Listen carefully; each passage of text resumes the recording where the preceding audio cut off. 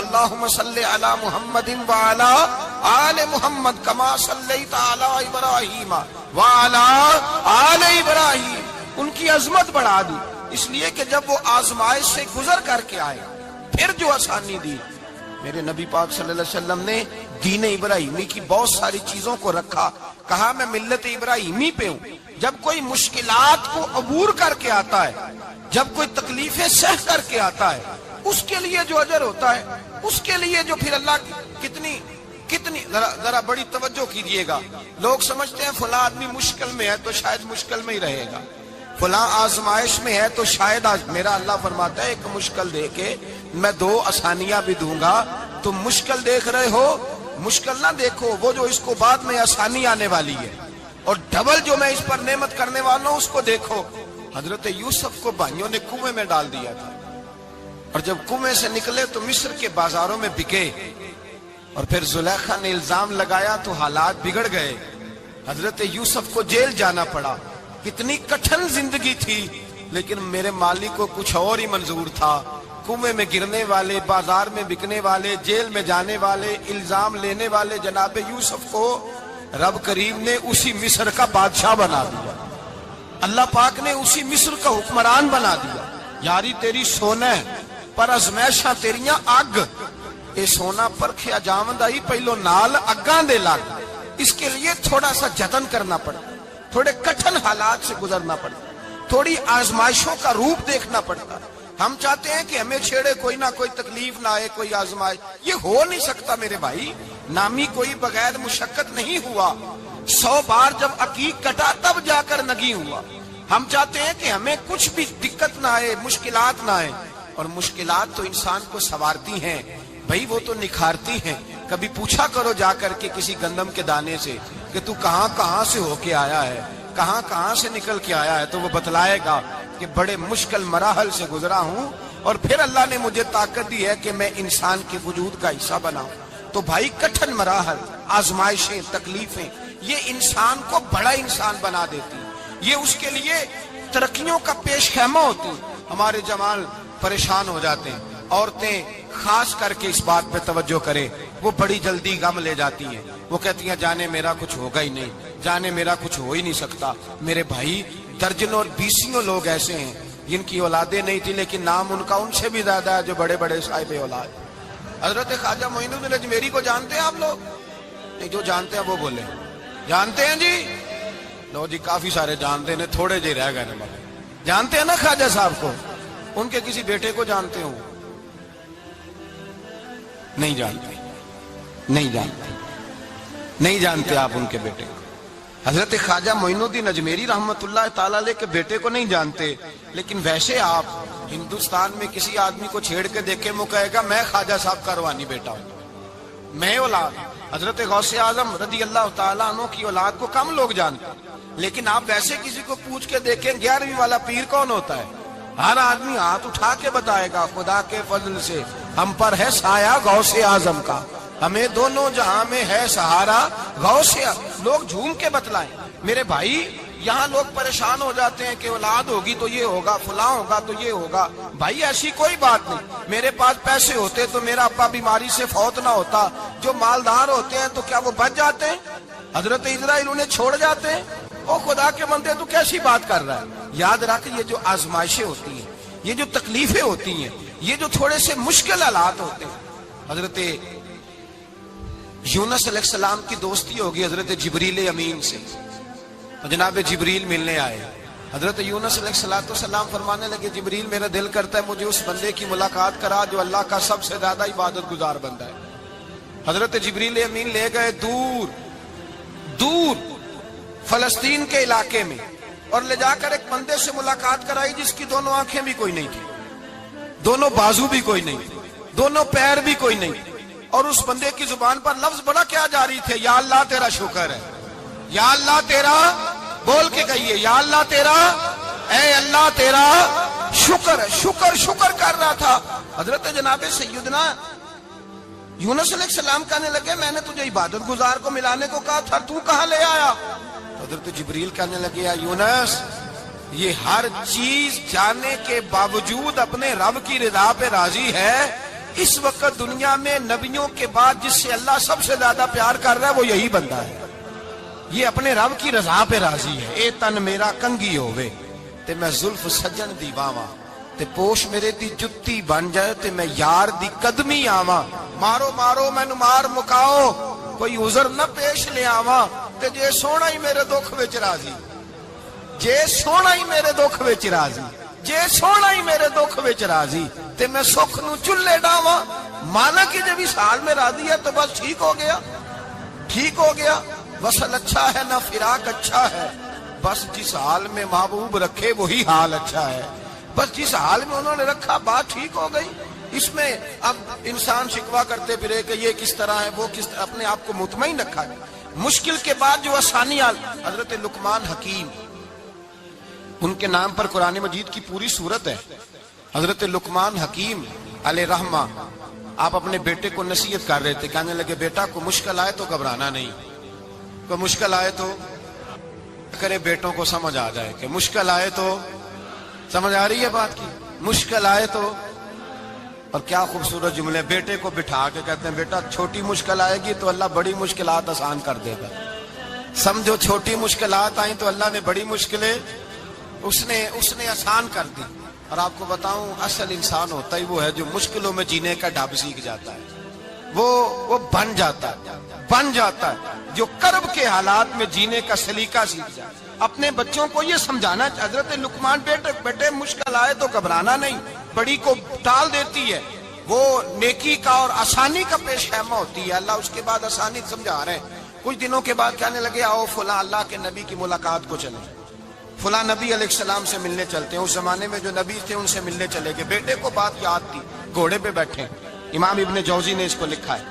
گھوڑے پہ بیٹھے تھے دونوں کے پاس گھوڑے تھے. اب رستہ بہت زیادہ تھا, کھانا ساتھ لے لیا, پانی ساتھ لے لیا, رستہ لمبا تھا, صحرا کا علاقہ تھا. جب جانے لگے تو اتنی سخت گرمی ہوئی کہ گھوڑے بھی بے ہوش ہونے لگے. اچانک ایسی گرم لو چلی کہ گھوڑے بھی.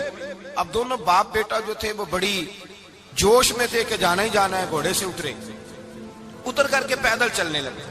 اب پیدل چلتے چلتے ذرا آگے گئے تو اب گرمی میں جتنا بندہ پیدل چلتا ہے اتنا پیاس بھی زیادہ لگتی ہے. تو پانی پیتے رہے, کھانا کھاتے رہے, کھانا پانی بھی ختم ہو گیا. تھوڑا آگے چلے نا, اس قدر تکلیف بڑی کہ حضرت جناب لقمان کے بیٹے کے پیر کے اندر ایک ہڈی پیوست ہو گئی. اتنی بڑی ہڈی تھی وہ اندر ہی چلی گئی, پیر خون کے فوارے گرنے لگے. بیٹا بے ہوش ہو گیا. حضرت لقمان اس کے سرانے بیٹھے تو بیٹا تھا نا, آنکھوں میں آنسو آ گئے. بیٹے نے آنکھ کھولی تو کہنے لگا ابا جی آپ تو صبر کرنے والے ہیں, آپ رو رہے ہیں. فرمایا بیٹے میں کیا کروں, میرے سینے میں جو دل ہے وہ ایک باپ کا دل ہے. تو باپ جو ہوا تیری دکھ پر رونا آیا. بڑی مشکل سے دانت کے ساتھ ہڈی نکالی, ہڈی نکلی تو خون بھی چلا. صاحب زیادہ کہنے لگا حضور آپ نے تو کہا تھا ہر مشکل کے بعد آسانی ہوتی ہے, اور چھوٹی مشکل دے کے اللہ بڑی سے بچا لیتا ہے. تو ہم تو اچھے کام چلے تھے, مشکل پہ مشکل, مشکل پہ مشکل, یہ کیا ہے؟ حضرت لقمان کہنے لگے بیٹا نہ تو رب کی حکمتوں کو جانتا ہے نہ پوری طرح میں جانتا ہوں, لیکن جو میں نے کہا تھا وہ بات سچی ہے. فَإِنَّ مَعَ الْعُسْرِ يُسْرًا إِنَّ مَعَ الْعُسْرِ يُسْرًا.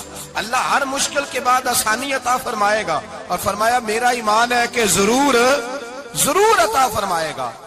یہ بات کہہ رہے تھے کہ سامنے سے دھواں اٹھا, اتنا سخت دھواں اٹھا کہ آپ نے سوچا شاید وہاں بادیا وہاں جاتے ہیں. وہاں چلنے لگے تو پیچھے سے کسی نے آواز دی ٹھہر جاؤ, رکو. وہیں رک گئے. تھوڑی دیر گزری تو کہا رک جاؤ. جب رکے تو ایک بولنے والا بولا, کہنے لگا تمہارے لیے تھوڑی دیر کے بعد جانوروں کا بندوبست کر دیا جائے گا, کھانے کا بھی بندوبست ہو جائے گا, بچے کا پیر بھی صحیح ہو جائے گا, چلے جانا, لیکن ذرا ٹھہرو.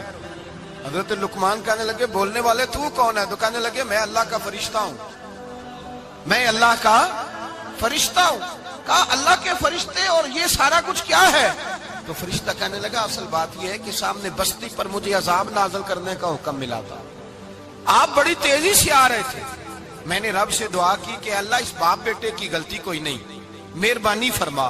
رب نے پہلے آپ کو صحرا میں الجھایا, پھر میری دعا کی برکت سے آپ کے گھوڑے ٹھہر گئے, پھر میری دعا کی برکت سے آپ کا پانی ختم ہوا, پھر میری دعا کی برکت سے آپ کے بیٹے کو زخم آیا, پھر میری دعا کی برکت سے سامنے سے دھواں اٹھا. فرمایا یہ جو تمہیں مشکل پہ مشکل آ رہی تھی یہ تو میرا رب تمہیں عذاب سے بچانا چاہ رہا تھا، یہ جو تمہیں مشکل پر مشکل آ رہی تھی تو میرا مالک تمہیں عذاب سے بچا رہا تھا، تم سمجھ نہیں رہے تھے۔ حضرت لقمان نے بیٹے کی طرف دیکھا تو بیٹے کہنے لگے ابا جی بات بالکل سچی ہے، افضل الذکر لا الہ الا لا الہ الا، اور پھر پڑھنے لگے حسبنا اللہ و نعم الوکیل نعم المولا و نعم النصیر، یہ ورد ہونے لگے۔ بھائی جب تجھے مشکل آتی ہے، آزمائش آتی ہے، تو اس وقت سمجھتا ہے پتہ نہیں میرے ساتھ کیا بننے لگا ہے۔ اللہ تبارک و تعالیٰ چھوٹی مشکل دے کے تجھے بڑی سے محفوظ رکھتا ہے، چھوٹی بیماری دے کے تجھے بڑی سے محفوظ رکھتا ہے۔ بلکہ میں ایک دفعہ ایک تکلیف میں، ایک آزمائش میں مبتلا ہو گیا، تو میں نے اپنے حضرت سے کہا کہ حضور سارے دکھ کٹھے ہی آ گئے، کیا کیا جائے؟ تو آپ فرمانے لگے بڑے خوش نصیب ہو، جوانی میں اللہ نے دکھ دے دیے، بڑھاپے میں آئے تو برداشت نہیں ہوتے، یہ تو بڑے وقت پہ آ گئے، شکر ادا کرنا چاہیے، اس زمانے میں برداشت نہیں ہوتے، اب آسانی ہے، ان کو برداشت کرو، ہمت کرو۔ میرے بھائی یاد رکھیں، آزمائشیں، تکلیفیں آپ کو بڑا کرنے کے لیے آتی ہیں۔ ہم آزمائش کو برا جانتے ہیں، دکھ کو برا جانتے ہیں، دکھ تو بڑے پیارے ہوتے ہیں، یہ رونے کا سلیقہ سکھاتے ہیں، یہ اللہ کو منانے کا طریقہ سکھاتے ہیں، یہ مسجد میں جانے کا، وہ جو سکھی بندہ ہے نا سکھی، مجھے ایک صاحب کہنے لگے دو قسم کے لوگ مدینے سے آتے ہیں، مدینہ شریف پوچھنے لگے، کہنے لگے حضرت جی دو قسم کے بندے ہیں، کچھ واپس جاتے ہوئے تڑپ رہے ہیں، کچھ تصویریں کھینچ رہے ہیں رخصتی کے وقت، فرق کیا ہے؟ تو میں نے کہا وہ جو تصویریں کھینچ رہا ہے وہ امیر آدمی ہے، اسے پتا ہے کہ میں پھر ٹکٹ لے لوں گا، مہینے کے بعد پھر آ جاؤں گا، اور یہ مدینہ چھوڑتے ہوئے تڑپ رہا ہے، یہ کوئی غریب ہے، یہ کہہ رہا ہے پتہ نہیں دوبارہ موقع ملے کہ نہ ملے، یہ دکھی ہے، یہ آزمائش میں دکھی۔ سکھی بندہ تو مکے جا کے نہیں روتا، وہاں بھی کھڑا ہے، ڈٹ کے کھڑا، دکھی کوئی نہیں تو روئے کیسے؟ روئے کیسے؟ دکھیے دی گل دکھیا ہی جانے، دکھیے دی گل، کیا خوبصورت لفظ ہے میاں صاحب کی، اور لفظوں میں حسن دیکھے کہنے لگے دکھیے دی گل اے دکھیا ہی جانے تے سکھیے نو کی خبراں، تے یار جنہاں دے موت نے مارے روندے نہیں تک تک قبراں۔ یہ مشکل مرحلہ ہوتا ہے، جب انسان تکلیف میں ہوتا ہے پھر اسے احساس ہوتا ہے، اور تکلیف والے کو ہی تکلیف والے کی تکلیف کا احساس ہوتا ہے۔ جب آپ کو اللہ مشکل دیتا ہے تو سمجھ لیں رب آسانی دینا چاہ رہا ہے، جب تیز دھوپ آتی ہے تو سمجھ لیں اللہ گرم ہوا گزار کے ٹھنڈی بارش برسانا چاہ رہا ہے، اور جب چاروں طرف سے گھٹن ہو، پنجابی میں کہتے ہیں گمہ لگ جائے، تو پھر سارے بول کے کہتے ہیں اب جو طوفان آئے گا وہ سخت ہی آئے گا، اس لیے کہ گھٹن جتنی زیادہ ہوتی ہے پھر فضل بھی اتنا۔ جن لوگوں نے تکلیفیں زیادہ سہی تھی رب نے عزتیں بھی زیادہ ہی عطا فرمائی، جن لوگوں نے تکلیفیں زیادہ سہی نا انہیں اللہ نے درجہ بھی۔ حضرت بلال حبشی نے بڑی تکلیف سہی، مارا کرتا تھا امیہ، بڑا مارتے تھے، اتنا مارتے تھے کہ موٹے، آپ نے کبھی دیکھے ہیں دیہاتوں میں موٹے موٹے پائے ہوتے تھے، چار پائیوں کے موٹے موٹے پان کی چار پائیاں اور بڑی چار پائیاں کافر بچھا کے بیٹھ جاتے، اور حضرت بلال حبشی کے پیر ان کے نیچے رکھ دیتے، ہاتھ ان کے نیچے رکھ دیتے، آگ لوہا گرم کر کے اس کے اوپر ننگے بدن لٹا دیتے۔ مکے نے بڑی آزمائشیں دیکھی، پھر اسی مکے نے، مدینے نے عجیب رنگ دیکھا کہ میرے نبی معراج سے واپس آئے، اور حضور نے عظمت دی، فرمایا بلال یار تیرا بڑا مقام ہے، تو مدینے میں چل رہا تھا اور میں جنت میں تیرے قدموں کی آواز سن رہا تھا، کتنا تیرا مقام ہے، کتنا تیرا درجہ ہے، میں وہاں تیرے چلنے کی آواز سن رہا تھا۔ حضرت ابو بکر صدیق رضی اللہ تعالیٰ عنہ نے اس زمانے میں حضور کی نوکری کی جب دوسرا جانثار کوئی نہیں تھا، سارے لوگ تانے دیتے، کہتے ابو بکر تو اکیلا ہی سیاںا ہے، سارا مکہ مخالفت کرتا ہے، تو جان ہی نہیں چھوڑتا، سارا زمانہ مخالفت کرتا۔ ابو بکر صدیق نے مال بھی دیا، جان بھی دی، شہزادی حضرت عائشہ بھی دی حضور کی خدمت میں، ہر چیز لٹا دی۔ دنیا کو پتا اس دن چلا جس دن میرے رسول پاک صلی اللہ علیہ وسلم مسجد نبی میں بیٹھے تھے، درجنوں صحابہ تھے، حضور نے فرمایا ابو دردہ کو تو بلاؤ۔ جناب ابو دردہ حاضر ہوئے تو کہتے ہیں حضور کا چہرہ دیکھا تو ناراضگی ہے چہرے پہ، میں نے دیکھتے ہی کہا حضور آپ مجھ سے ناراض ہیں؟ حضور نے فرمایا ہاں میں ناراض ہوں۔ جب یہ لفظ کہے تو میں کانپنے لگا، حضور ناراض ہو گئے؟ میں نے کہا یا رسول اللہ میری غلطی۔ تو نبی پاک نے فرمایا تو میرے ابو بکر کی عظمت نہیں جانتا؟ حضور جانتا ہوں۔ حضور کیا ہوا؟ نبی پاک نے فرمایا کل تو گلی میں گزر رہا تھا، ابو بکر بھی گزر رہا تھا، تو نے سوچا ہی نہیں تو میرے ابو بکر کے آگے آگے چل رہا تھا؟ یہ خیال ہی نہیں آیا، تجھے پتا نہیں کہ جس نے میرے ساتھ نیکی کی میں نے بدلہ چکا دیا ہے، ابو بکر کا بازو تھام کے اللہ کی بارگاہ میں لے جاؤں گا، میرا رب بھی اسے بدلے عطا فرمائے گا۔ یہ عظمت، یہ شان، یہ بلندی اور رفعت مشکلات سے گزرنے کے بعد ملی۔ میرے نبی پاک صلی اللہ تعالی علیہ وسلم کے ساتھ مولا کائنات شیر خدا حضرت علی نے 9 سال کی عمر سے وفات شروع کی، اور تا دم آخری حضرت علی نے وفا کی مصطفیٰ سے۔ کٹھن مراحل سے گزرے، کٹھن مراحل سے۔ حضرت علی کہتے ہیں میں ہر جنگ میں، ہر جہاد میں ساتھ تھا، پر جس دن مکے اور مدینے سے آنے والوں کو حضور بھائی بھائی بنا رہے تھے، مہاجر اور انصار کو بھائی بھائی بنا رہے تھے، فرماتے ہیں میں تنہا کھڑا تھا، کوئی کسی کا بھائی بن گیا، کوئی کسی کا بھائی بن گیا، میں اکیلا کھڑا تھا اور میں سوچ رہا تھا کہ یار میں کدھر جاؤں۔ کہتے ہیں میں اس حد تک آیا کہ میرے آنسو بہنے لگے، لیکن میری مشکلات کو آسانی تب ملی جب مدینے کے چاند دھیرے سے اٹھے، میرے قریب آئے، میرا بازو تھاما اور فرمایا علی باقی سارے بھائی بھائی بن گئے ہیں، انت اخی فی الدنیا والآخرہ، تو میرا بھائی ہے، دنیا میں بھی میرا بھائی ہے، قیامت کے دن بھی میرا بھائی ہے۔ حضور نے اعزاز دیا، اور غدیر خم کے موقع پر حضرت علی کا بازو تھام کے کھڑا کر کے حضور نے فرمایا من کنت مولا ہوں فہذا علی مولا، فرمایا جس کا میں مولا ہوں اس کے علی بھی مولا ہے۔ محبوب پاک سید عالم صلی اللہ علیہ وسلم نے جن لوگوں نے مشکلات برداشت کی، پھر ان کو اعزاز ملا، ان کو درجے ملے، ان کے لیے جو آسانی۔ حضرت عثمان غنی نے صحابہ میں سب سے زیادہ مظلومیت کاٹی، سب سے زیادہ مظلومیت، 40 دن پانی بند رہا، کھانا بند رہا، تکلیف اور آزمائش کا وقت ہوا۔ امام جلال الدین سیوطی رحمت اللہ تعالی علیہ الحاویل الفتاوی میں لکھتے ہیں، کہتے ہیں جب حضرت عثمان غنی پر کھانا اور پانی بند تھا، ایک شام حضرت عبداللہ بن سلام ملنے گئے، اس شام، اس صبح جس شام حضرت سیدنا عثمان غنی شہید ہوئے، جناب عبداللہ ابن سلام کہنے لگے عثمان تیرا کیا حال ہے، کس پوزیشن میں ہے؟ تو کہتے ہیں جناب عثمان غنی کہنے لگے عبداللہ آج میں بڑا سکھ میں ہوں۔ کہا 40 دن بیت گئے، کھانا نہیں آیا، پانی نہیں آیا، تو آج کیوں سکھی ہو؟ فرمانے لگے آج مدینے کی سامنے والی گلی میں میں نے مصطفیٰ کا دیدار کیا، اور نبی پاک صلی اللہ علیہ وسلم نے فرمایا عثمان اگر تو کہے تو تیرے لیے پانی کا بندوبست کر دیا جائے، تیری مشکل آسان ہو جائے، اور اگر تو کہے تو تیرے لیے وہ آسانی کی جائے کہ آج تو میرے پاس آ کے روزہ افطار کر لے۔ تو حضرت عثمان غنی کہنے لگے میں نے مصطفیٰ سے عرض کیا حضور مجھے یہاں کا سکھ نہیں چاہیے، مجھے وہ آسانی چاہیے جو آپ کے پاس افطار سے ملے گی۔ فرمانے لگے آج میں رخصت ہو جاؤں گا، افطار رسول اللہ کے پاس کروں گا۔ حضرت عبداللہ ابن سلام فرماتے ہیں پھر اس شام حضرت عثمان شہید ہو گئے۔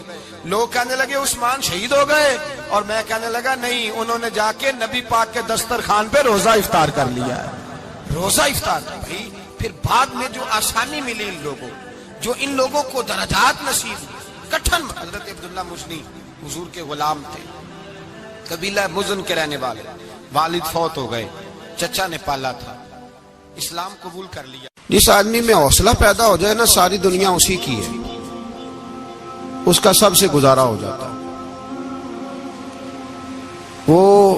وہ میرے کارواں ہے، جس میں حوصلہ پیدا ہو گیا وہ لیڈر ہے، وہ سربراہ ہے، اس لیے کہ اس کا سب سے ٹائم گزرے گا۔ اور جو آدمی حوصلہ نہیں پیدا کرتا، صبر نہیں کرتا، اس کا تو ماں باپ سے وقت نہیں گزرتا، اپنے بال بچوں سے اختلاف ہو جاتا ہے، اپنے سگے بہن بھائی ان کے ساتھ۔ اس کی وجہ کیا ہے کہ حوصلہ نہیں، صبر نہیں، راضی بالرضا نہیں۔ جو آدمی سمجھ لینا اللہ میرا رب ہے اور میرے حق میں جو کرے گا بہتر ہی کرے گا، وہ آزاد ہو گیا، وہ آزاد۔ جیم جان دا کچھ وسا نہیں ہوں، جان یار نو دے تے شاد ہو جا، اس سے دل دے ہیں فساد سارے، دل دلبر نو دے تے آزاد ہو جا، تے جے وہ رکھے آباد تے رو وسدا، تے جدوں کرے برباد برباد ہو جا۔ وزن نہیں بنتا شعر کا، لیکن میں کئی دفعہ کہا کرتا ہوں جے وہ رکھے آباد تے رو وسدا، جدوں کرے برباد تے چپ کر کے برباد ہو جا۔ اس میں لقمہ نہ دے، بحث نہ کر، یہ بھی نہ کہہ دیکھو جی میں نے کتنی، نہ چپ کر کے برباد ہو، بس ختم۔ اور ایک شاعر نے بڑی زبردست بات کہی تھی، نے کمال کر دیا، شعر سمجھ میں آ گیا تب بھی ٹھیک ہے، نہ بھی آیا تو شعر پھر بھی بڑا ٹھیک ہے۔ شعر بر بھی بڑا ٹھیک ہے. اس نے کہا تھا تو اگر عشق میں برباد نہیں ہو سکتا تو جا پھر تجھے کوئی سبق یاد نہیں ہو سکتا. پھر تو ناکام ہے زندگی میں, پھر تو الف بے بھی نہیں یاد ہوگا. تو اگر عشق میں برباد نہیں ہو سکتا تو جا, پھر تجھے کوئی سبق یاد نہیں ہو سکتا, پھر تو فارغ ہے. تو عزیزو یاد رکھو, صبر, حوصلہ, دانائی یہ آپ کو بڑا کرے گی. میرے رسول پاک صلی اللہ تعالی علیہ وسلم کو اللہ نے سمندروں سے بڑا حوصلہ عطا فرمایا تھا. سمندروں سے بڑا, سمندروں سے بڑا مشکل ہوتا ہے بیٹی کے قاتل سے صلح کرنا. بڑا مشکل ہوتا ہے, بڑا مشکل ہوتا ہے کانٹے بچھانے والوں کے رستوں میں پھول بچھانا. اور بھائی یہ بڑا ہی مشکل ہے, بڑا بڑا. جنہوں نے پتھر برسائے ہوں, مکے سے نکالا ہو, ان کے گلے میں پھولوں کے ہار ڈالنا. پر سلام اس پر کہ جس نے دشمنوں کو بھی قبائیں دیں, سلام اس پر کہ جس نے گالیاں سن کر دعائیں دی. تو حضور نے حلم کا مظاہرہ کیا, تدبر, صبر ایک تدبیر ہے. یہ آپ کو سیاح کر دے. جو اللہ نے آپ کو دیا اس پہ راضی رہے, صبر کرے, اور اپنے ارد گرد لوگوں کو دیکھ کے پریشان نہ ہو. نبی پاک علیہ الصلوۃ والسلام نے اپنی امت کو صبر سکھایا, اور ساتھ یہ بھی حکم فرمایا کہ مصیبتیں اور مشکلیں بڑے لوگوں پہ آتی ہیں, چھوٹوں پہ مشکلات, جو دل کے چھوٹے ہوں, ذہن کے چھوٹے ہوں, ان پر اللہ مشکل نہیں ڈالتا. ایک صحابی نے کہا یا رسول اللہ صلی اللہ علیہ وسلم سب سے زیادہ مشکلات کن پہ آتی ہیں؟ تو حضور نے فرمایا نبیوں پہ. کن پہ یا رسول اللہ اس کے بعد؟ تو حضور نے فرمایا پھر نیک لوگوں پہ, علماء پہ, صلحاء پہ, صوفیاء پہ, اتقیاء پہ. ان لوگوں پہ بڑی مشکلات ہوتی, یہ کٹھن راہوں سے گزرتے. بھائی تیار کریں ذہنی طور پہ اپنے آپ مشکلات کے لیے, آزمائشوں کے لیے, تکلیفوں کے لیے تیار کریں. جب آپ تیار رہیں گے پھر آنے والی مشکل آسانی سے گزر جائے گی, اور جب کہیں گے پتہ نہیں کیا ہوگا, حوصلہ چھوڑ جائیں گے, پھر معاملہ خراب ہوگا. دلیر رہیں. نبی پاک صلی اللہ علیہ وسلم کے مدینے آنے سے پہلے ایک شخص تھا, عبداللہ بن ابی سلول اس کا نام تھا. تو مدینے والے لوگ اس کو اپنا پیشوا مانتے تھے, اوس بھی خزرج بھی. اس کی تاج پوشی بھی کی, بڑی اس کی منتا تھی. جب حضور آ گئے تو اس کا کاروبار بند ہو گیا. اب لوگ یہ نہیں سمجھتے کہ میں غلط ہوں, لوگ کسی کے مفادات کو ٹھیس پہنچتی ہے تو مخالفت کرنے لگ جاتا ہے. اب اس کے حالات جب خراب ہوئے تو اس نے پتہ کیا کیا, جھوٹ موٹ کا کلمہ پڑھ لیا. سمجھ آ رہی ہے باتوں؟ جھوٹ موٹ کا. اور منافقوں کا ایک ٹولہ اس نے تیار کر لیا, جس کا قرآن مجید نے سورہ منافقون میں ذکر کیا. ایک جنگ کا موقع تھا, نبی پاک صلی اللہ علیہ وسلم تشریف لے گئے تو عبداللہ بن ابی سلول بھی چلا گیا. حضرت عمر فاروق رضی اللہ تعالیٰ عنہ کے ایک غلام تھے, وہ پانی لینے کنویں پہ گئے.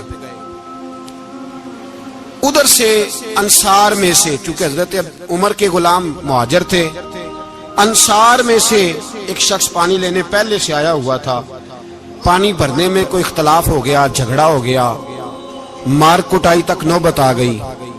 حضرت عمر کے غلام نے کچھ چیز مار دی, اس شخص کو زخمی ہو گیا. اس نے پکارا, عبداللہ بن ابی سلول نے سمجھا کہ موقع اچھا ہے, دوڑا ہوا آیا, اور آ کر اس نے کہا انصار مدینہ بھاگ کے آؤ, جلدی آؤ.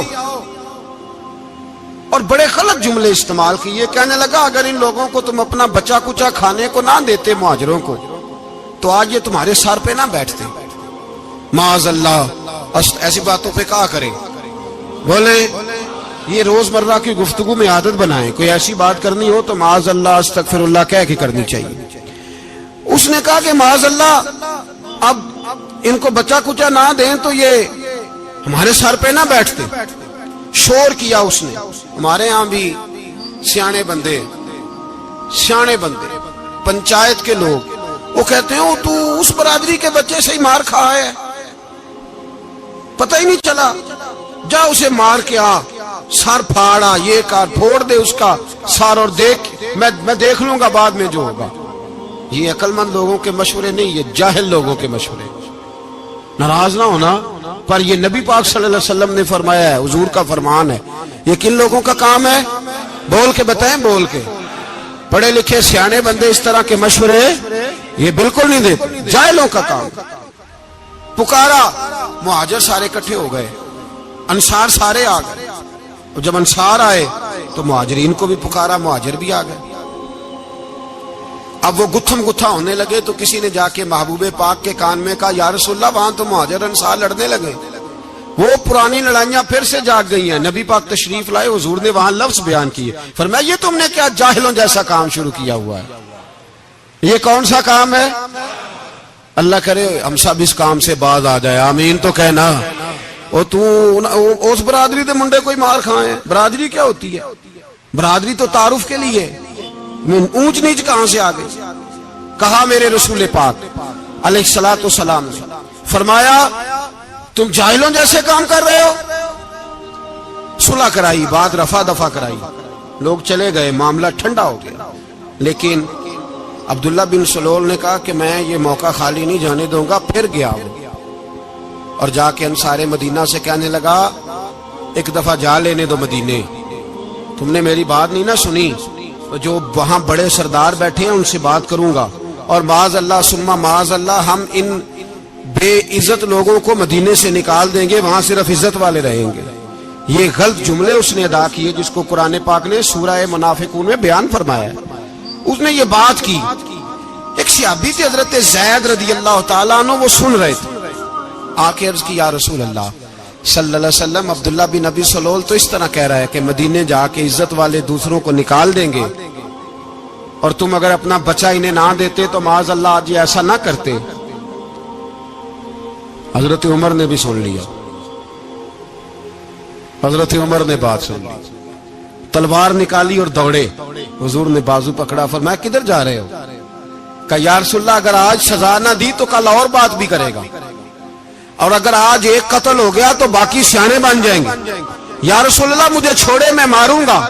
حضور نے فرمایا عمر چپ کر، وہ جھوٹ موٹ کا کلمہ پڑھتا ہے، لوگ کہیں گے کہ محمد ابن عبداللہ نے اپنے ساتھی مارنے شروع کر دیے. چپ کر، حوصلہ کر، صبر کر، دلیری کر. حضرت عمر کہتے ہیں میری حضور کے کہنے پر میں ٹھہر تو گیا، پر وہ میرے اندر جو آگ لگی ہوئی تھی ٹھنڈی نہیں ہو رہی. کہتے ہیں میں چپ تو کر گیا. نبی پاک علیہ الصلوۃ والسلام نے پوچھا عبداللہ بن ابی سلول سے تو نے یہ کہا ہے؟ کہنے لگا حاشا وک اللہ، میں نے بات ہی نہیں کی.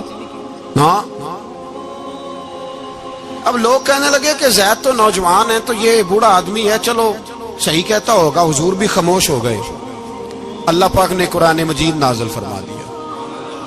فرمایا اللہ نے سن لی ان کی بات جنہوں نے یہ کہا ہے. اور پھر لفظ بڑے حسین ہے، فرمایا یہ کہتے ہم عزت والے ہیں؟ نہیں، وللہ العزت ولرسولہ وللمؤمنین. فرمایا عزت تو اللہ کے پاس ہے، اللہ کے رسول کے پاس ہے، اور عزت تو مومنوں کے پاس ہے، مومنین کے پاس عزت ہے. یہ قرآن پاک نے سارا مضمون بیان کر دیا کہ عبداللہ بن ابی سلول غلط کہتا ہے اور حضرت زید صحیح کہتے. حضور نے کچھ نہیں فرمایا، جا رہا ہے قافلہ. جب مدینے کی سرحد آ گئی نا، حدود مدینہ منورہ کی شروع ہوئی، تو عبداللہ کا اپنا بیٹا، اس کا نام بھی عبداللہ بن عبداللہ تھا، اپنا بیٹا اس کا بڑا مخلص جانثار غلام تھا میرے رسول پاک صلی اللہ علیہ وسلم کا. وہ تلوار لے کے مدینے کی حد پہ کھڑا ہو گیا اور کہنے لگا میرے باپ تو نے اتنی بے ایمانی کے لفظ کہے کہ میں ان کو نکال دوں گا. کہے اپنی زبان سے کہ میں ذلت والا ہوں، رسول پاک کو اللہ نے بڑی عزت عطا فرمائی، کہے ورنہ میں تیری گردن کاٹ دوں گا. بول. کہے حضور بھی عزت والے اور نبی پاک کے غلام بھی عزت. کہے اپنی زبان سے کہے میرے رب کا یہ فرمان ہے وَرَفَعْنَا لَكَ ذِكْرَكَ، حبیب میں خود تیرے لیے تیری شانوں کو بلند فرما دوں گا. تو کہا تو دشمن ہو کے کہنے لگا میرے بیٹے مجھے معاف کر دے، مصطفیٰ تو بڑی عزتوں والے ہیں، ان کے غلام شانوں والے. جب بیٹا تلوار لے کے سامنے کھڑا ہوا، شہرت ہوئی. اب نبی پاک نے حضرت عمر کی طرف دیکھا، کہا عمر تیری بات صحیح تھی، اب جو ہوا یہ زیادہ صحیح تھا. وہ میں نے تجھے کہا حوصلہ کر، تدبر کر، وقت کا انتظار کر. یہ صحیح ہوا کہ وہ صحیح تھا. تو حضرت عمر فاروق کہنے لگے یا رسول اللہ میں گواہی دیتا ہوں آپ واقعی اللہ کے سچے رسول ہیں صلی اللہ اتنی اچھی رائے. وقت فیصلہ کرتا ہے. تدبر سے چلے, دانائی سے چلے, علم پیدا کریں. بردباری ہمیں کئی دفعہ سجدہ صاف کرنا پڑتا ہے, ہم جو کہتے ہیں بات اس کے الٹ نکل آتی ہے. ہم کسی شخص کے بارے میں کچھ تبصرہ کر بیٹھتے ہیں, کچھ عرصے کے بعد ہمیں پتہ چلتا ہے کہ وہ تو ایسا تھا ہی نہیں, ہم نے غلط بات کر. ہم بغیر تحقیق کے, بغیر تفتیش کے, حوصلہ نہ ہونے کی وجہ سے, صبر نہ ہونے کی وجہ سے ہم بہت سارے کام کر گزرتے ہیں, پھر ہمیں نقصان ہوتا ہے. اپنی زندگی میں حلم نہ چھوڑیں, حوصلہ نہ. لڑائیاں ہوتی ہیں نا گھروں میں, اس کی وجہ خامد ہوتا ہے, بیوی نہیں ہوتی. یہ بات گھر جا کے بتانا کہ آج انہوں نے کہا. لڑائی کی وجہ کون ہوتا ہے؟ نہ بولو تسی, پر میں تو آنکھ ہی چڑھیا ہے, وہ تو ریکارڈ ہو گیا ہے. لڑائی کی وجہ کون ہے؟ جڑے باتیں لڑتے ہیں وہ کوندے ہی نہیں پے. وجہ کون بنتا ہے جی؟ کیوں بلا؟ اس لیے کہ نبی پاک صلی اللہ علیہ وسلم نے فرمایا عورت کی اگر آدھی ہے تو تیری تو پوری ہے نا.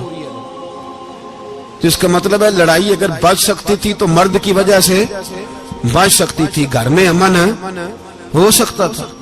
کہتے ہیں جی بڑی بیوقوف ہے میری سنتی نہیں. تو میں نے کہا جو اس سے بحث کر رہا ہے وہ سیانا ہے؟ بولیں, جو بحث کر رہا ہے وہ عقل مند ہے؟ بندہ تو چلو تھا وہ دانشور شیکسپیئر, باتیں بعض اوقات اس کی کچھ ایسی ہیں. اس سے کسی نے پوچھا تھا عورتوں سے کون جیت سکتا ہے بحث میں, تو اس نے کہا تھا وہ جو ان سے بحث نہ کرے, جو ان سے بحث. تو بھائی تو وجہ اس لیے کہ حوصلہ تو نہیں کرنا تھا. نبی پاک علیہ السلام نے فرمایا بی بی ٹیڑھی لکڑی ہے, سیدھی کرنے کی کوشش کرو گے تو ٹوٹ جائے گی. سیدھی تو پھر کتنا بیوقوف ہے جو پتھر سے سر رگڑ رہا ہے, کتنا نادان ہے جو یہ حرکت کر رہا ہے, دریا میں چھلانگ لگا کے کہتا ہے ڈوبوں گا نہیں. تو بھائی حوصلہ پیدا کرے, علم پیدا کرے. بہت ساری ایسی باتیں کرے کہ جس میں اشتعال آئے گا. فٹافٹ 3 لفظ طلاق کے دے دیے, اب بھاگا گیا مفتی صاحب کے پاس, او ہو 4 بچوں کا کیا بنے گا. اور یہ بات پکی ہے کہ بچوں کو صرف ان کی ماں ہی پال سکتی ہے, ان کی ماں.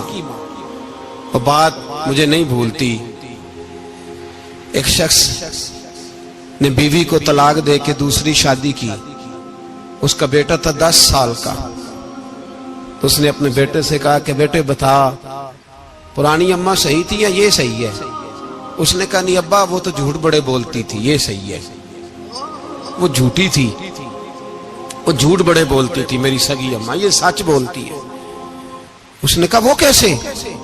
کہنے لگا اس لیے کہ میں کوئی شرارت کرتا تھا تو میری سگی اماں مجھے تھپڑ مارتی تھی اور کہتی تھی تجھے روٹی نہیں دینی, جا دوڑ جا گھر سے.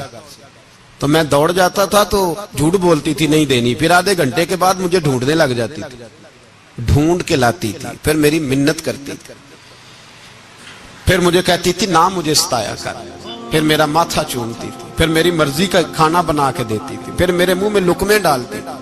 جھوٹی تھی, پہلے کہتی ہے نہیں دینی, پھر پیچھے بھاگتی ہے. یہ سچی ہے, میں شرارت کرتا ہوں تو تھپڑ مار کے نکالتی ہے, پھر میں منتیں کرتا ہوں پر روٹی نہیں دیتی, پیر پکڑتا ہوں نہیں دیتی. سچ بولتی ہے, اپنی بات پہ ڈٹ جاتی. او بھائی بچے اس کی ماں ہی پال سکتی ہے. تو نے 3 جملے کہتے سوچا ہی نہیں, تیرا کا گیا تو یہ تو نئی بیوی ملے گی, اور اس کا بھی کیا گیا, اس کو بھی شاید شوہر مل جائے. ان پھولوں کی پرورش صرف ان کا مالی کر سکتا ہے, دوسرا کر سکتا. تو نے حوصلہ ہی نہیں کیا. ٹھیک ہے غلطی بیوی کی تھی, پر تو مرد تھا نا, تیرے پاس تو دلیری تھی. فٹافٹی 3 طلاق کے جملے کہہ دیے. اور میرے رسول پاک علیہ السلام نے فرمایا جائز کام بڑے ہیں پر طلاق جائز تو ہے, پر میرے رب کو پسند نہیں, اللہ کو پسند. تو نے مالی بگا دیا جس نے تیرے گھر کا باغ سینچنا تھا. تو بھائی یہ حوصلہ نہیں. درجنوں طلاقیں, 20 کیس, اور ابھی وہ شادی کے پورے کپڑے نہیں پہنے تو طلاق پہلے. اس کی وجہ یہ کہ حوصلہ نہیں, صبر نہیں, رضا نہیں. ہم احساس نہیں کرتے. اگر تو یہ سمجھ جائے کہ بس اللہ نے جو میرے لیے بہتر سمجھا مجھے دے دیا, صحیح ہے, میری آزمائش ہے, کیا ہے, کچھ ہے جو اس نے بہتر سمجھا مجھے, اس نے, پھر تو سکھی ہو جائے. تیرے لیے جینا آسان ہو جائے, پھر تو بہت ساری پریشانیوں سے, آزمائشوں سے دور ہو جائے. میرے نبی پاک علیہ السلام نے ہمیں حوصلہ کرنے کا حکم دیا, دلیری.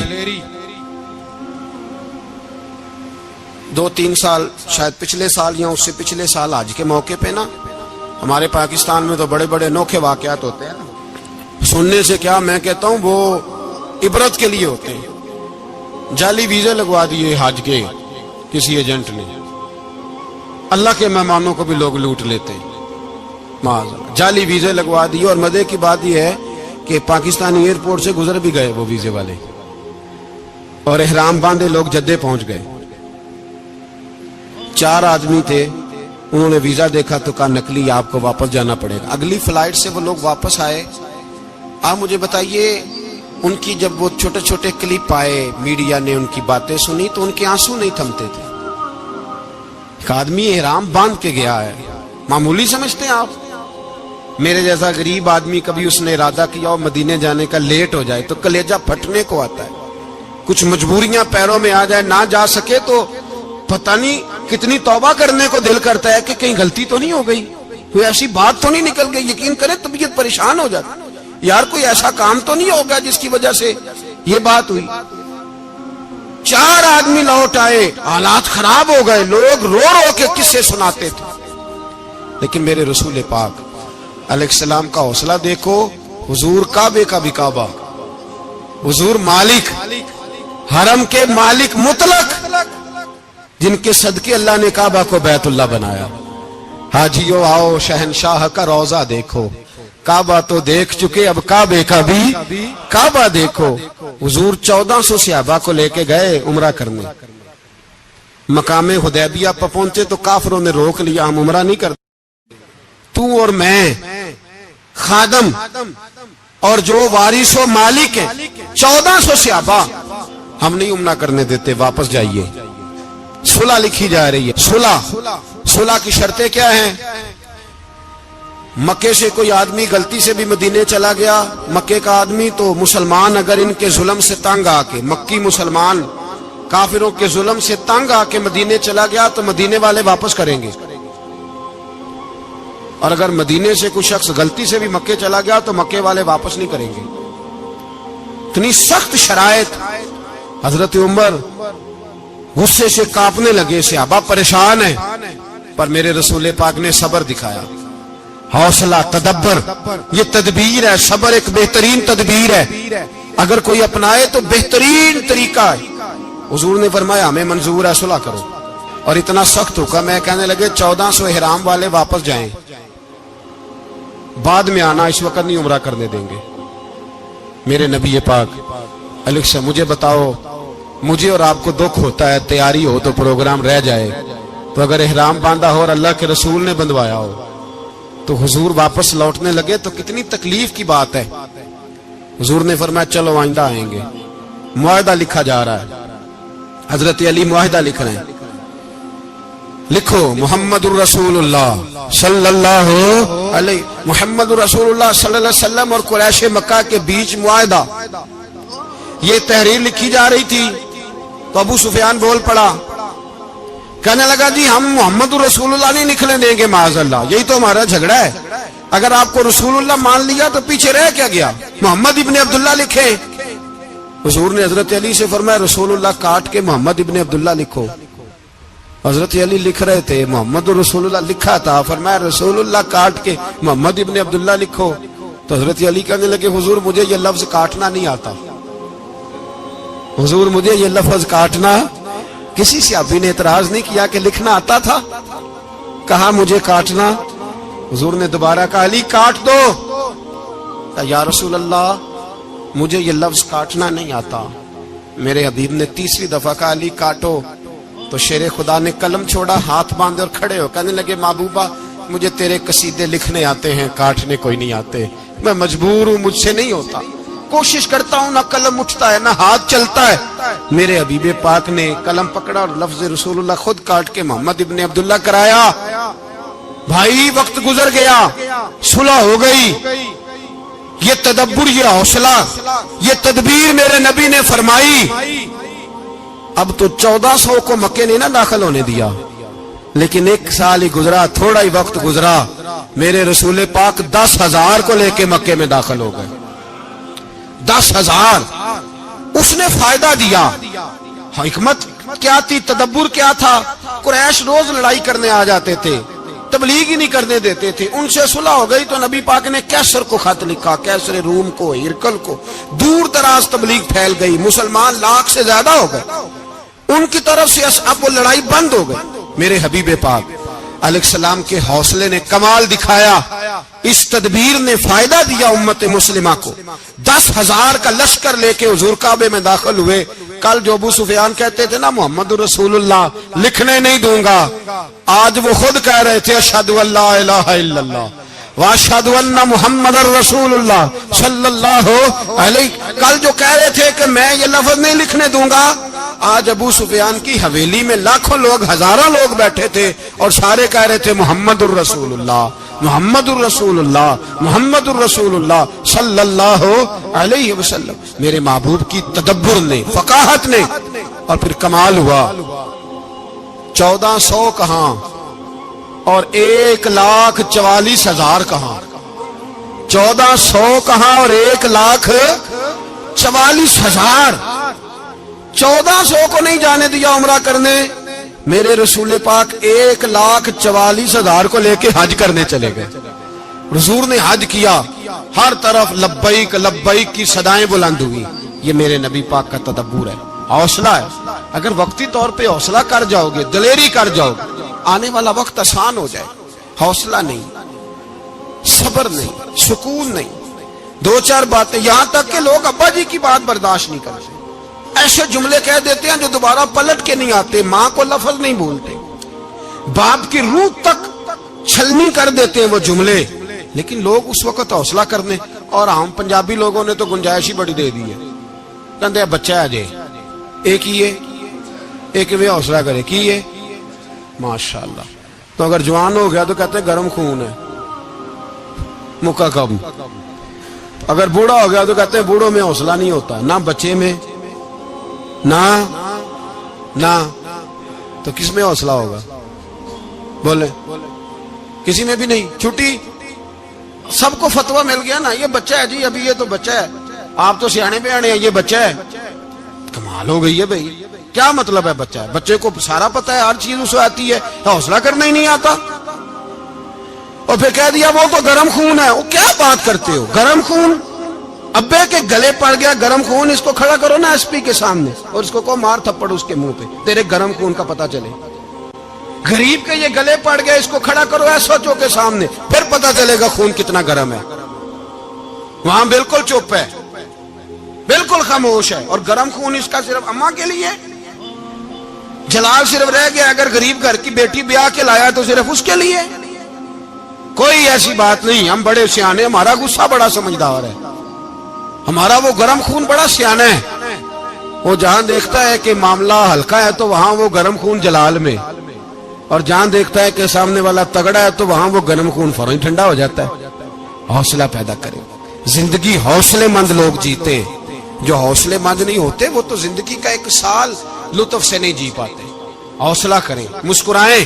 میرے نبی پاک صلی اللہ تعالی علیہ وسلم نے نا عثمان بن طلحہ، کعبے کی چابی ان کے پاس ہوتی تھی، تو حضور نے ایک دن فرمایا عثمان، اچھا یہ نہیں تھا کہ عثمان خاص لوگوں کو چابی کعبہ کھول کے دکھاتے تھے، بلکہ ان کو قریش کی جانب سے یہ حکم تھا کہ جو بھی تجھے کہے تو نے کعبے کا دروازہ کھول دینا۔ نبی پاک علیہ الصلوۃ والسلام نے نا ہجرت سے 2-4 دن پہلے کہا کہ عثمان ذرا چابی دو، میں نے کعبہ اندر سے دیکھنا ہے۔ بڑے ٹھنڈے دل سے ذرا سننا، ادھر دیکھو میری طرف، ادھر دیکھیے گا ذرا میرے بھائی۔ میں نے ایک بندے سے کہا یار پانی کی بوتل دینا دکاندار سے، ایک ہے اس نے کہہ دیا نہیں میرے پاس، اس بات کا کوئی غصہ؟ بولیے، اور اگر وہ کہے سارے زمانے کو ملے گی آپ کو نہیں دینی،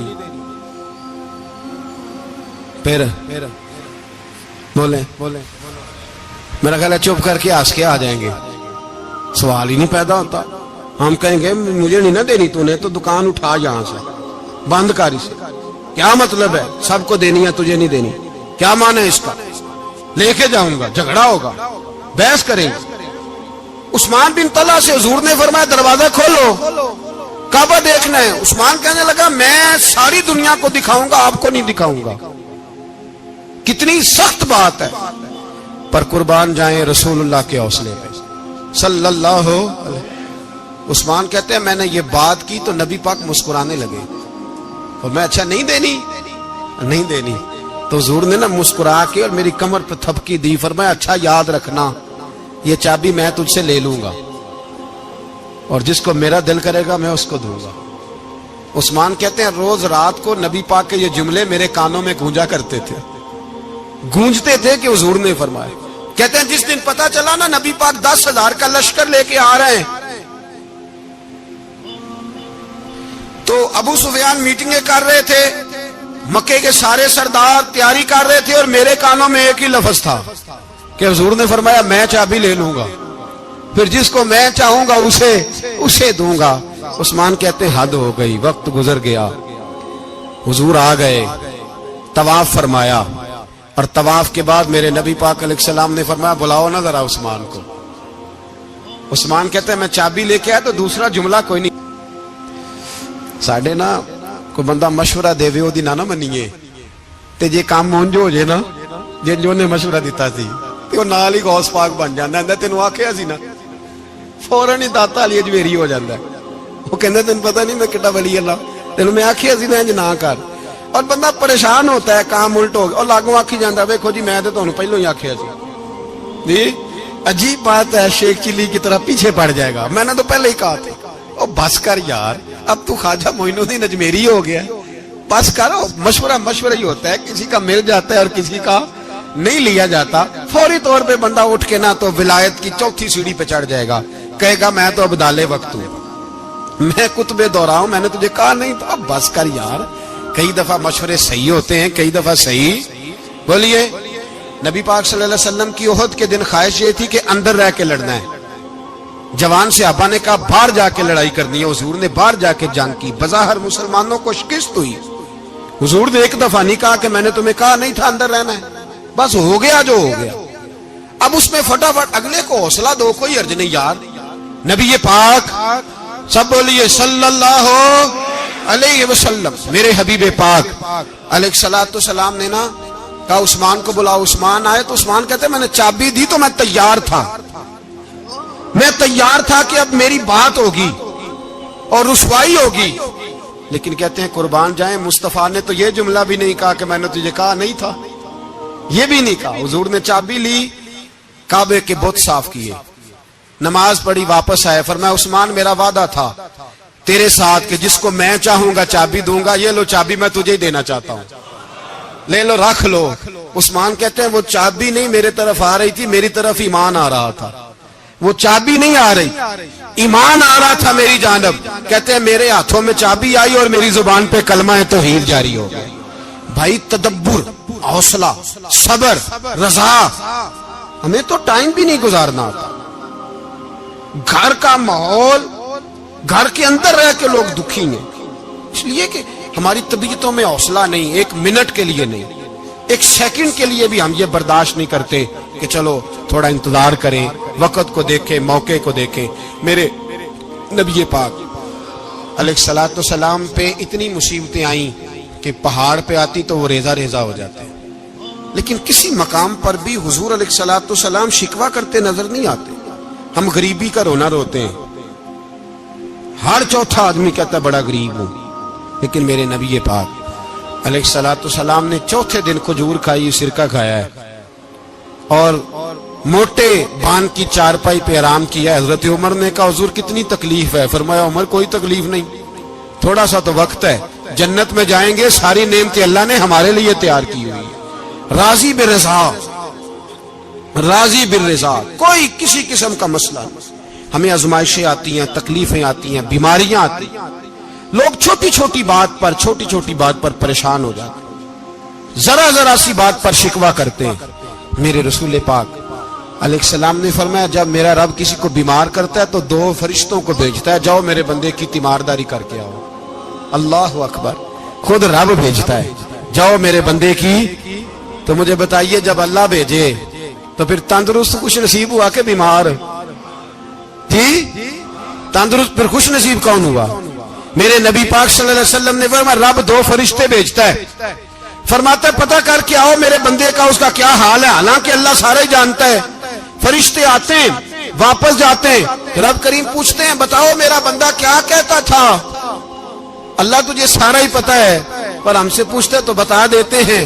वो ये कहता था कि मैं अपनी रब की रजा पे बड़ा ही राजी हूं। वो तेरी हमद कर रहा था, तेरी तारीफ कर रहा था, तेरा शुक्र कर रहा था, तेरे लिए कलीमाते हमद बयान कर रहा था।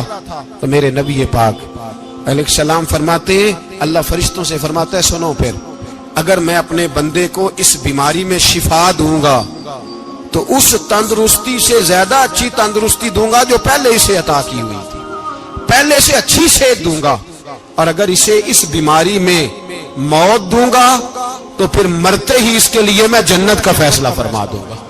भाई, जब तू राजी बिर्रिज़ा रहता है, राजी बिर्रिज़ा, बड़ी सादी सी बात है भाई।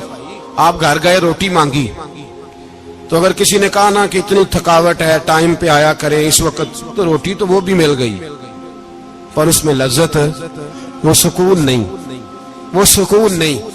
मेरी अम्मा जी सालन पका के रख लेती थी, तो रोटी जब भी कोई मांगता था तो ताजी बना के देती थी।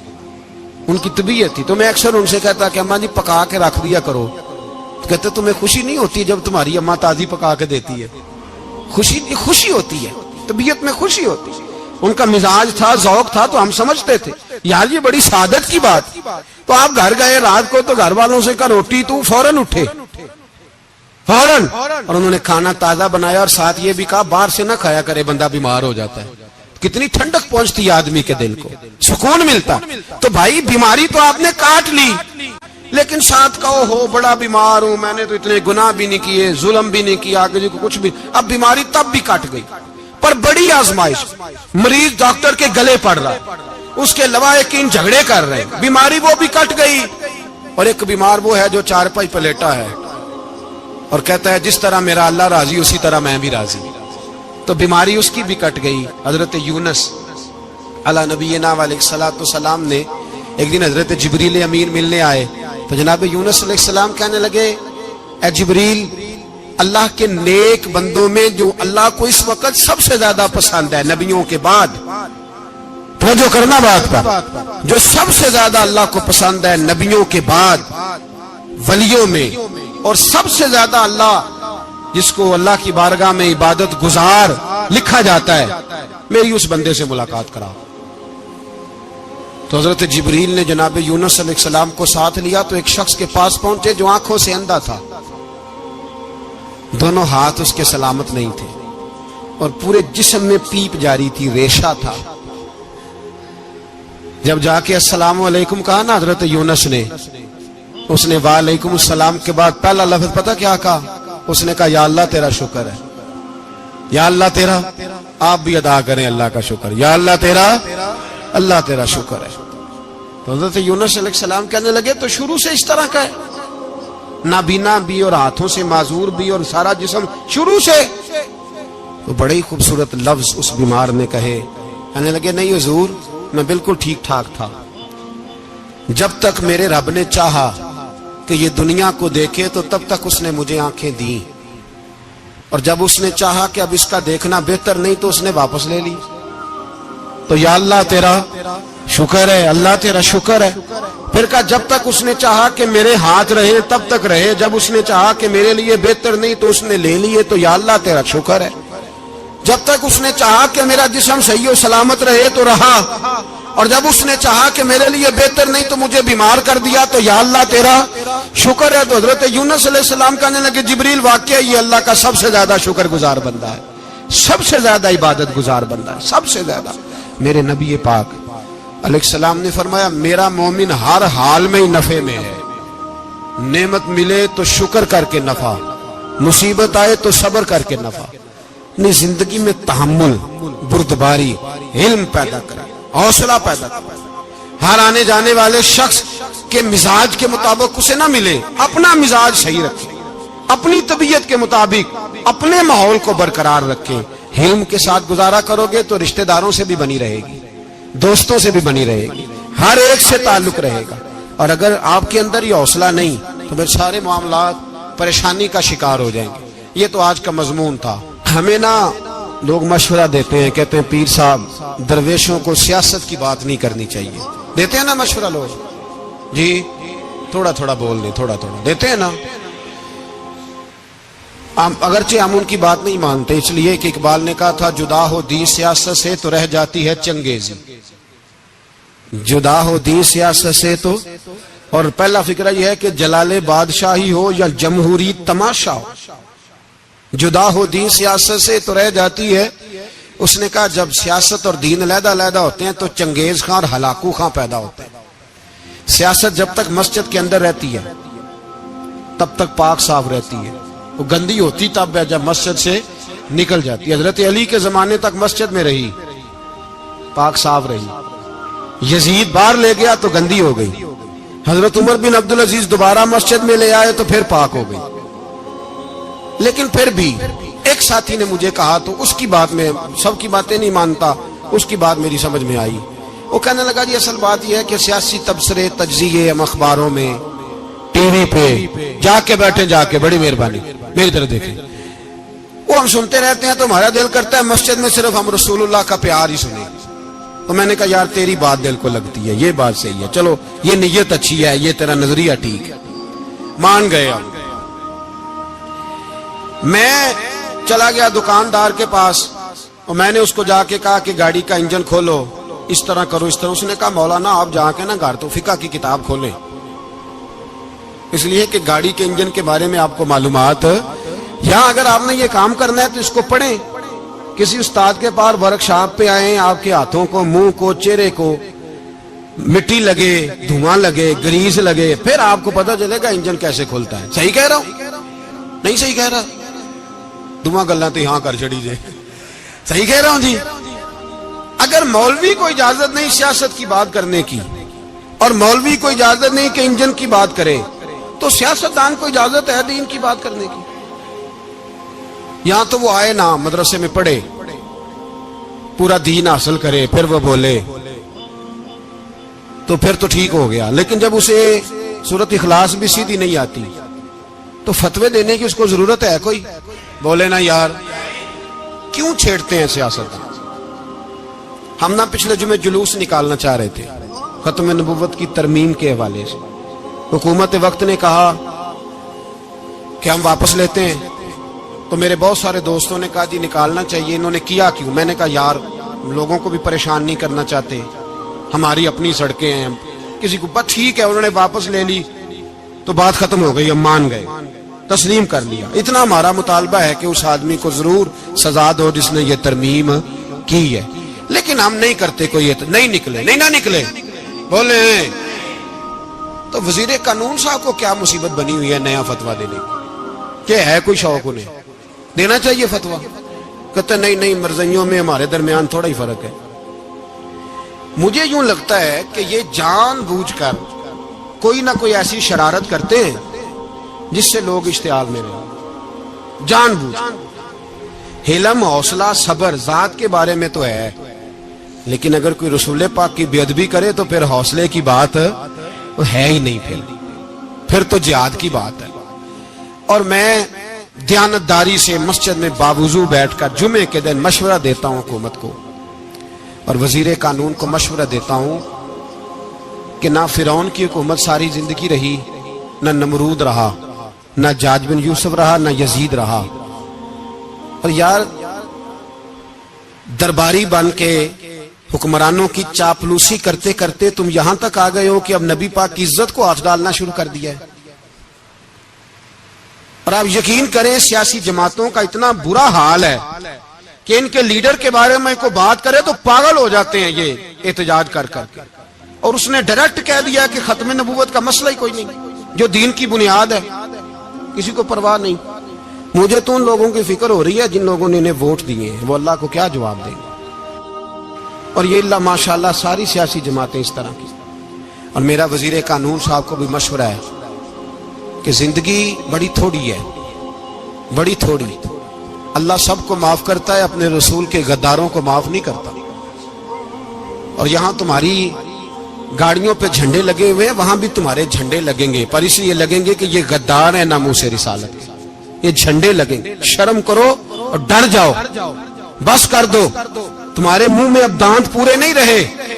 कोई शुगर का मरीज है तो कोई ब्लड प्रेशर का, तो कोई हार्ट का, तो कोई कैंसर का। शर्म करो और अपनी कब्र की भी थोड़ी सी फिक्र करो। बताओ पाकिस्तान के कितने सदर गुजरे, वजीर आजम गुजरे, तो उनकी कब्रें कहां हैं? कोई जाता है उनकी कब्रों पे? किसी को खबर है? क्यों अपने लिए जहन्नम इकट्ठी करते? सारा कुछ दुनियादारी रह गई है, सारा कुछ सिर्फ यही रह गया। हजरत अबू बकर सरदार थे, हजरत उमर सरदार थे कबीले, हजरत उस्मान सरदार थे।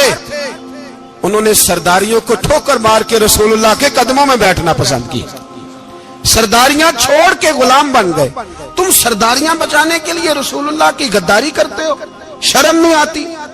और कौम शिकवा है मुझे इन लोगों से जो मौलवी तो कह देते हैं तू सियासत न कर, और किसी सियासतदान को मना नहीं करते कि जब तुझे सूरत फातिहा भी नहीं आती तो तुझे किसने इजाजत दी है इतनी बड़ी बात? और मैंने पिछले से पिछले जुमे भी कहा था, फिर कहता हूं और ऑन दी रिकॉर्ड कहता हूं, मरज़ई कल भी काफिर थे, आज भी काफिर है और कयामत तक। और जो उनके कुफर में शक करे वो भी, और पक्का बेईमान है, काफिर है।